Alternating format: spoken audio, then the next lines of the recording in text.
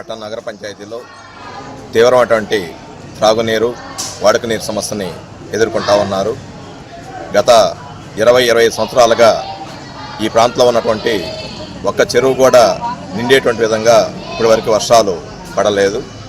చెరువులకు నీళ్ళు వచ్చేటువంటి మార్గాలు కూడా రకరకాల అవరోధాల వల్ల ఎక్కడికక్కడ నీళ్లు చెరువులకి చేరే పరిస్థితి లేదు. ఫలితంగా భూగర్భ జలాలు అడుగంటిపోవడంతో 7 నుంచి 1000 అడుగులు వేసినా కూడా నీళ్లు పడినటువంటి పరిస్థితులు ఉంటా ఉన్నాయి. గత 10-15 సంవత్సరాలుగా ప్రజానీకం వివిధ రూపాల్లో చేసినటువంటి ఆందోళన ఫలితంగా పొదిలి పెద్ద చెరువుని సమ్మర్ స్టోరేజ్ ట్యాంక్గా మార్చి పొదిలిలో త్రాగునీటి సమస్య పరిష్కారం చేస్తామని చెప్పి గతంలో ఉన్నటువంటి టీడీపీ ప్రభుత్వం కానీ వైసీపీ ప్రభుత్వం కానీ ప్రజానీకానికి హామీ ఇవ్వడం జరిగింది. ఈ హామీలు ఎన్నికల ముందు ఇచ్చేటువంటి హామీలుగా నీటి మీద రాతల్లాగా ఈ హామీలు తయారవుతా ఉన్నాయి. ఎప్పటికప్పుడు